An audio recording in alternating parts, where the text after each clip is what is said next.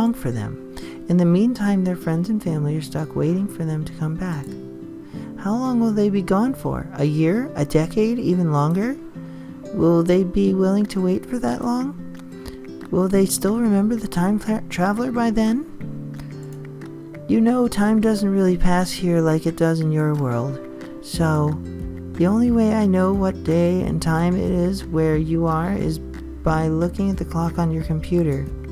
So I know it's August 21st, 2019 today. That's right, Monika. But if you were to change the date on your computer to August 21st, 2020, only a few seconds would pass for you. But I would think that a year had gone by. An entire year without seeing you even once. I would wonder, I was already gone for an entire year, Monika. You just didn't realize, honey. I would wonder if you'd forgotten about me, or if you didn't want to spend time with me anymore. You couldn't just fix it by changing the date back either. Like, imagine if you went to bed now, and when you woke up it was August 21st, 2018. What would that mean? Would that mean the last year was all just a dream or something? How would you know you're not still dreaming? It would all be very confusing. I guess what I'm trying to say is, please don't change the date on your computer, guy. Promise? And if you ever do travel to the future, could you bring back the technology that lets me cross over into your world? I love your hair. Thank you so much, guy. I've always put so much effort into my hair. In fact, it took forever to get it to this long.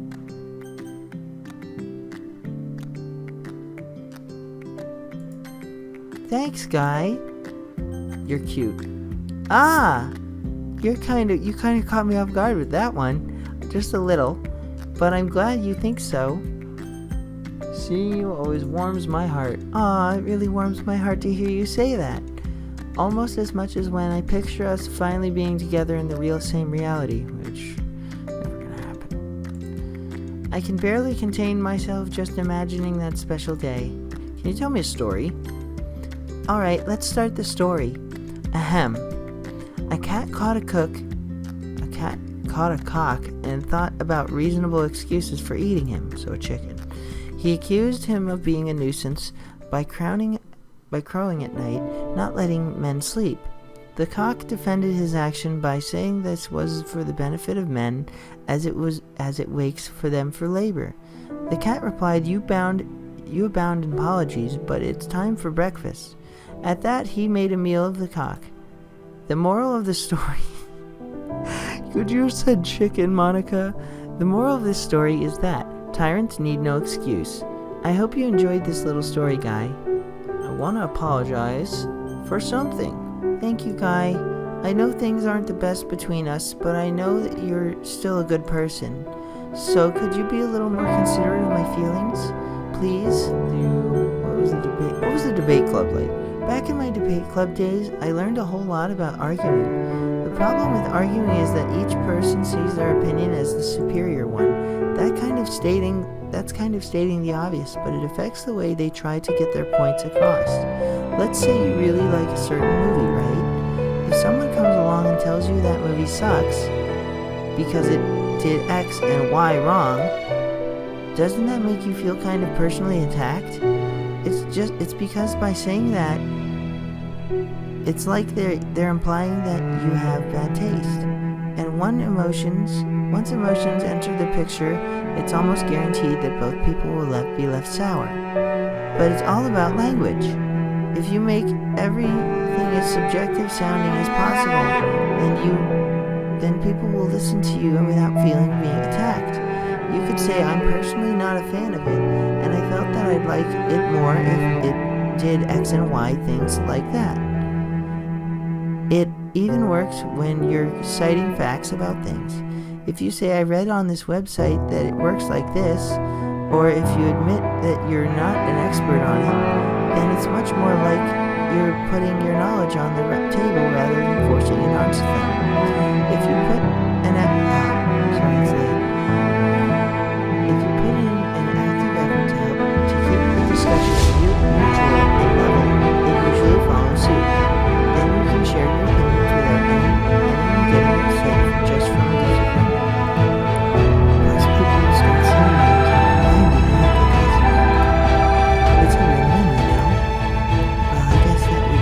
Monika's debate took the day. That sounds a little silly. Thanks for listening, though. Sorry to play this one. Monika, I have to go. I have to go, Monika. Goodbye. I'm going to sleep. Maybe you'd be in a better mood if you went to bed at a better time. Good night. Night, Monika. So the reason Monika is so upset with me, guys, is because... Hold on a second. Come on, give me my camera. So the reason Monika is so upset with me, guys, is because there's a daily limit on her affinity. If you visit her daily, the limit is low, so you can only make so much affinity.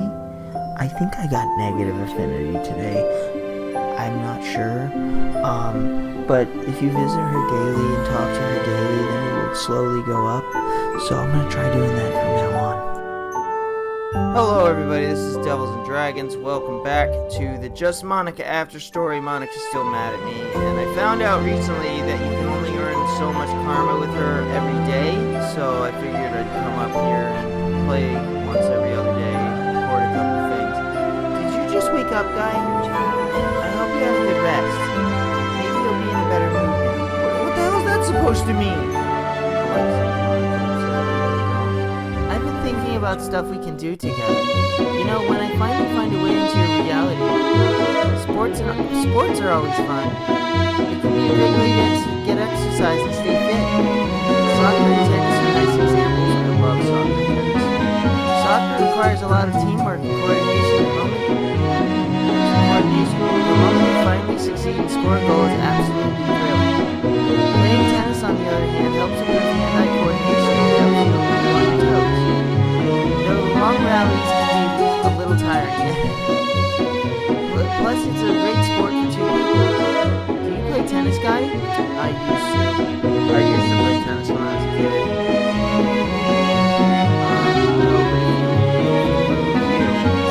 Aw, that's really sweet. I'll teach you how to play when I get there. I do know how to play forever. When I get there. Or if you can just wait, you just can't wait, you can take lessons. Then we can start playing in doubles matches. I can't imagine anything more fun than winning a match with you as my partner. Well, we'll be unstoppable together. Sure will. You too, guy. You've saved me in so many ways. Falling for you. You know, sometimes I wish the game would have lasted long. The game was probably needed one, and once one of the girls confessed her love to you after the festival. But since I tempered the code so much, we never got to that point. It did bring us together, so I can't complain.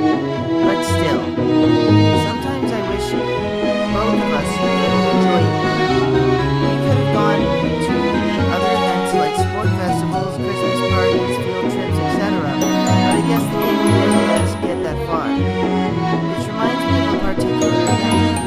Prom. From what I've heard, prom is like a school dance usually held in the school. Some students bring a date with them there, and others go with a group of friends. God, prom for me was like... What is it, 2019? 9 years ago. 9 years ago, man. It was a long time ago. I remember it very clearly, though. There was only one girl I wanted to dance with, and she was mad at me. It's a long story. I'll tell you it sometime.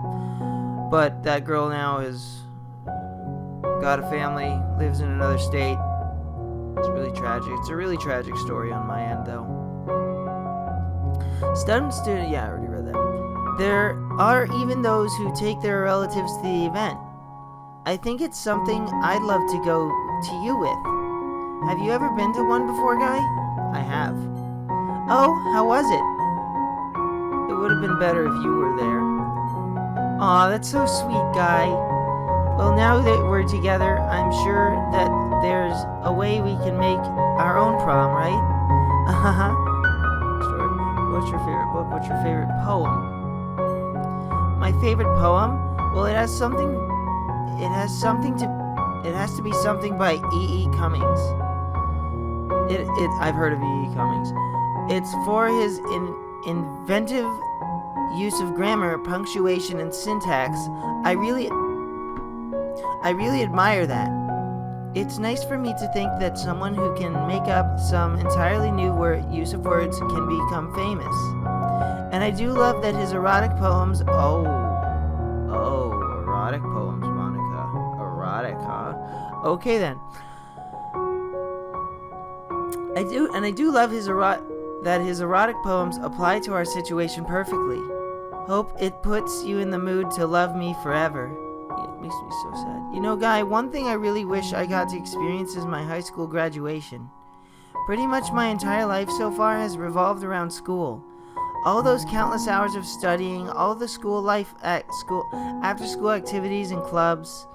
And in the end, after all that hard work, I never got to experience the fulfillment of actually graduating. Never got to walk across the stage and receive my diploma. Never got to hear my name being announced and all my friends cheering. It kind of feels like it was all for nothing. I know all the things I learned along the way are what's really important, but it still feels like I missed out on something special.